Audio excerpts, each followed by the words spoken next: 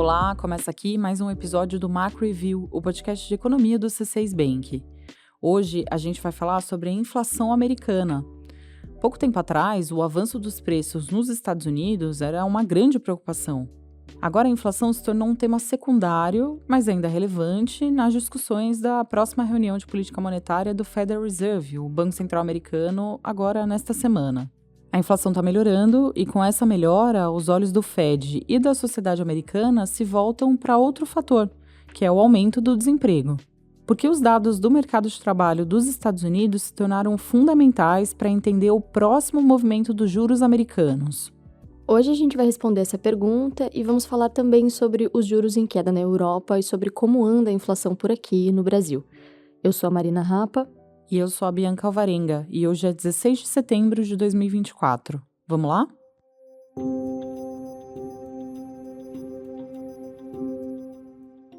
A inflação americana está melhorando, a ponto de ela não ser mais a maior preocupação do Federal Reserve, o Banco Central Americano. Divulgado na semana passada nos Estados Unidos, o Índice de Preços ao Consumidor, o CPI, esse índice mostrou desaceleração no acumulado em 12 meses até agosto, ficando ali em 2,5%. O núcleo do CPI, que exclui os itens mais voláteis, esse núcleo registrou alta de 3,2% no mesmo período. Então, os dados mostram que a inflação vem perdendo força, mas ela ainda está acima da meta de 2% estipulada pelo Fed. Essa tendência de queda, ela também apareceu nos últimos números do Índice de Preços de Gastos com Consumo, o PCI. O PCI é outro termômetro que mede a inflação americana. Aliás, é justamente esse o indicador que o Fed olha mais de perto. No acumulado dos 12 meses até julho, o núcleo do PCI, que mostra uma tendência mais limpa da inflação, esse núcleo ficou em 2,6%. É uma melhora significativa, principalmente considerando que o aumento de preços chegou a superar 7% nos Estados Unidos em 2022, né? Então, a questão agora é: essa desaceleração recente da inflação dá pistas de que a meta de 2% pode ser alcançada? Olha, ainda é cedo para declarar vitória, mas existem alguns bons sinais em vista, em especial quando a gente olha para a composição dos índices. Tanto no caso do CPI quanto no do PCI, os preços de serviços que estavam mais persistentes começaram a mostrar uma tendência de desaceleração. Considerando que serviços representam a maior parte dos índices de inflação, no caso do CPI, esse setor representa 74% do total, por exemplo. Considerando isso, o movimento sugere que o alívio nos preços deve continuar. A tendência de menor pressão inflacionária fez com que o próprio Fed começasse a se preocupar menos com os preços. O Jerome Powell, que é presidente da Autoridade Monetária Americana, ele afirmou recentemente que a sua confiança de que a inflação está a caminho da meta de 2% aumentou. Logo, com o aparente controle da inflação, os olhos dos analistas econômicos e do próprio Fed, eles se voltam agora para o mercado de trabalho. E aqui é importante dar um passo para trás e lembrar que, por regra, o Banco Central Americano tem 2 mandatos com a mesma importância. O primeiro é o controle da inflação e o segundo é o máximo nível de emprego. Se, por um lado, a inflação tem dado sinais de que está mais controlada, como a gente falou agora há pouco, por outro lado, o mercado de trabalho não dá tanta tranquilidade assim.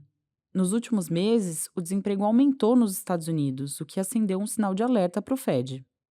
Em agosto, a taxa de desemprego alcançou 4,2%.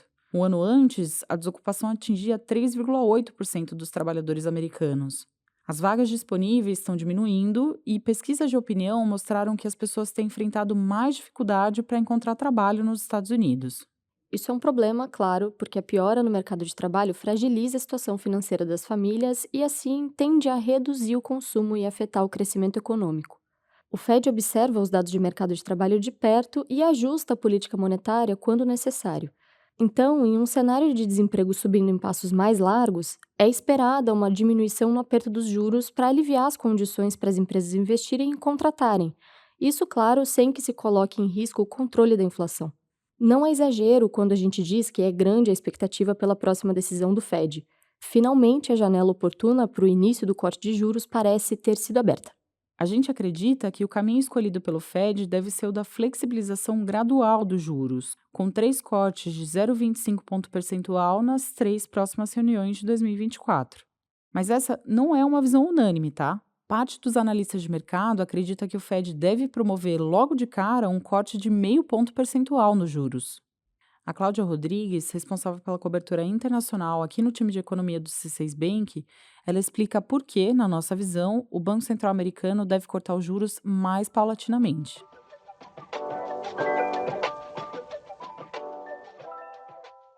Bianca, como você falou, é verdade que a inflação americana tem desacelerado. A gente vê um alívio dos preços de serviços que representa mais da metade do índice de preços do CPI.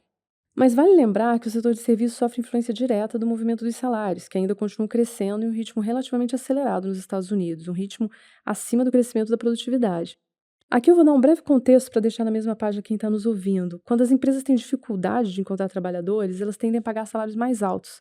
E esse custo de mão de obra é repassado para os preços dos serviços. É principalmente essa relação que tem dificultado o alcance da meta de 2% de inflação nos Estados Unidos. Nesse sentido, a gente acredita que a inflação deve continuar tendo um alívio, mas ela pode se estabilizar em um patamar ainda um pouco acima da meta de 2% do Fed. Então, apesar do momento ser oportuno para o corte de juros, justamente para evitar um esfriamento maior do mercado de trabalho, a gente acredita que o Fed vai observar com cautela como os dados de inflação vão reagir a essa flexibilização dos juros. Essa cautela deve se traduzir em um ciclo de corte de juros que começa com passos pequenos, de 0,25 ponto percentual por reunião. Agora, Cláudia, existiu uma discussão sobre o Banco Central americano ter perdido o momento do início do corte de juros. Considerando isso que você falou, a gente não acredita que o Fed está atrasado, certo? Pois é, não nos parece que os cortes chegaram com atraso. Na nossa visão, o Fed está em tempo. Como a gente falou agora há pouco, o Banco Central americano tem um duplo mandato. Isso significa que ele está observando a trajetória dos preços e os números do mercado de trabalho, ao mesmo tempo. Com a inflação mais controlada, o que preocupa agora é o mercado de trabalho. Se a geração de vagas continuar esfriando, então pode ser um sinal de que a atividade econômica não está indo tão bem. Isso trouxe um certo receio aos analistas de mercado e iniciou essa discussão sobre o Fed ter perdido ou não o momento do primeiro corte de juros. Mas, na nossa visão, o emprego não esfriou de vez. A gente não está vendo uma grande piora e repentina do mercado de trabalho. Por exemplo, pedidos de seguro-desemprego continuam baixos, o que significa que as demissões não aumentaram. E as vagas em aberto por desempregado estão pouco acima de um patamar que ainda é confortável. A taxa de desemprego em torno de 4% é razoavelmente baixa para os Estados Unidos. Ou seja, por enquanto, a gente não acredita que os dados justificam um estímulo muito grande, ou seja, um corte de juros muito acelerado por parte do Fed. Mas a gente não descarta um corte de meio ponto percentual nos juros. É muito importante acompanhar os próximos indicadores do mercado de trabalho. Caso o desemprego aumente ainda mais, muito provavelmente a gente vai ver o Fed acelerar o ritmo de corte da taxa de juros. O assunto agora é Europa. O Banco Central Europeu, o BCE, ele decidiu na última semana reduzir os juros nos países da região. A taxa de depósito, que é a principal referência para o custo dos empréstimos concedidos pelos bancos, ela recuou para 13,5%.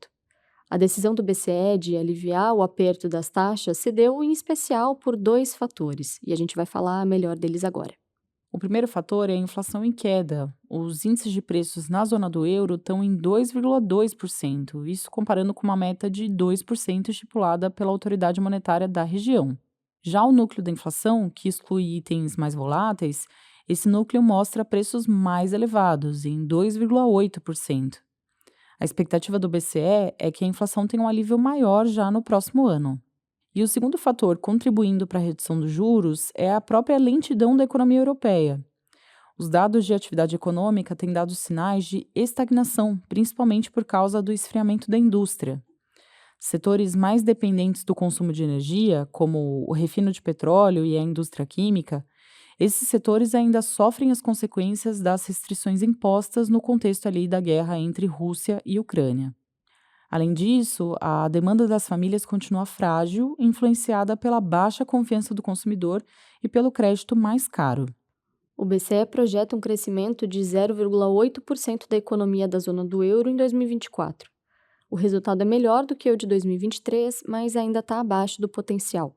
As próximas decisões para os juros vão depender dos dados de inflação e atividade econômica. Foi o que disse a Christine Lagarde, que é a presidente da Autoridade Monetária Europeia.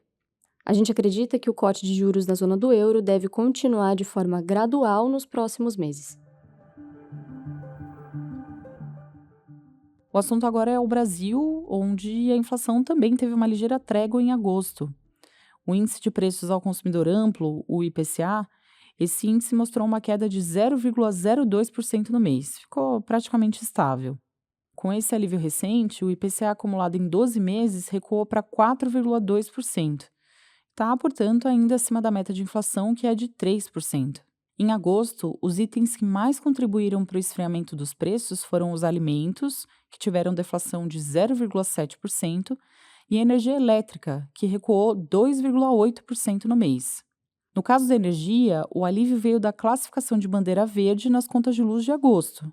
Mas olha, esse fator não deve seguir ajudando a inflação. Por causa da seca, a bandeira vigente na conta de luz voltou a ser a vermelha, o que indica uma energia mais cara em setembro. Por fim, outro fator que deve continuar pressionando o IPCA é a inflação de serviços, que ainda acumula alta de 5,2% nos últimos 12 meses. De olho em tudo isso, o Banco Central vai definir os rumos da Selic ainda nessa semana.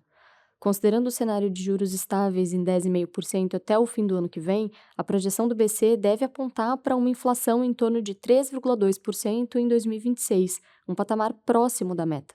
Se esse for o caso, não nos parece existir razão para uma alta da Selic na próxima reunião.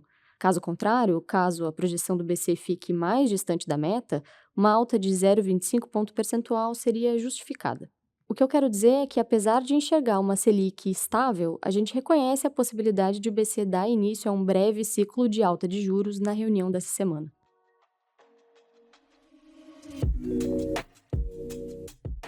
Hora da nossa agenda. Eu compartilho agora os dados econômicos que a nossa equipe acompanha nos próximos dias. Na quarta-feira, saem os dados de inflação ao consumidor, o CPI, no Reino Unido. A expectativa é que o índice permaneça elevado, ainda com uma persistência da inflação de serviços. Na quarta-feira, tem decisão de política monetária do Fed, o Banco Central Americano.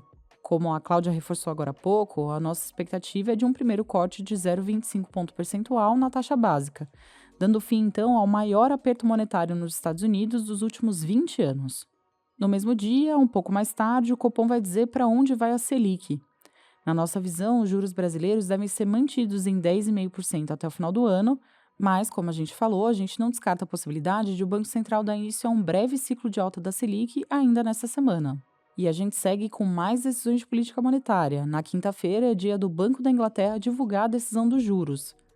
Lembrando que, na reunião anterior, a autoridade britânica cortou a taxa pela primeira vez desde o início do aperto monetário, lá em setembro de 2021.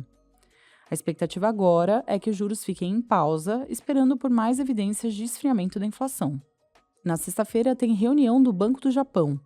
Só para lembrar, na decisão anterior, o Banco Central do país subiu os juros e surpreendeu o mercado. Foi isso que desencadeou o fortalecimento do iene e toda aquela questão do carry trade que a gente até explicou aqui no episódio 122. O presidente da autoridade monetária japonesa disse recentemente que os juros devem continuar subindo, a depender dos dados, mas para a reunião desta semana, a expectativa é que as taxas do Japão fiquem paradas. E para fechar a nossa agenda, também na sexta-feira vai ser divulgado o relatório bimestral de receitas e despesas do governo brasileiro. A gente vai ter, então, mais detalhes de como estão indo as contas públicas. Bom, é isso, chegamos ao fim do episódio. Muito obrigada a você que nos acompanhou até aqui. Se você gostou do episódio de hoje, eu faço aqui um pedido especial para você avaliar o nosso podcast aí no seu tocador. Quantas estrelas, qual nota será que a gente merece, hein? Quem faz parte da equipe econômica do C6 Bank são o Felipe Salles, a Cláudia Moreno, a Cláudia Rodrigues, o Eliezer Jacob e o Felipe Mack. A produção e o roteiro são desse time todo junto com a Bianca Alvarenga e Marina Rapa. A edição de som é da Thaís Andréa. A gravação fica com a Rafaela de Oliveira e a divulgação nas redes sociais com a Maria Fernanda Pedroso. Lembrando que você pode seguir o Macro Review na sua plataforma favorita de podcasts. Assim, quando a gente publicar um novo episódio, você vai ser notificado. É bom para quem quer ficar por dentro da economia e para quem quer conhecer uma visão original dos fatos econômicos. Uma boa semana para você e até a próxima!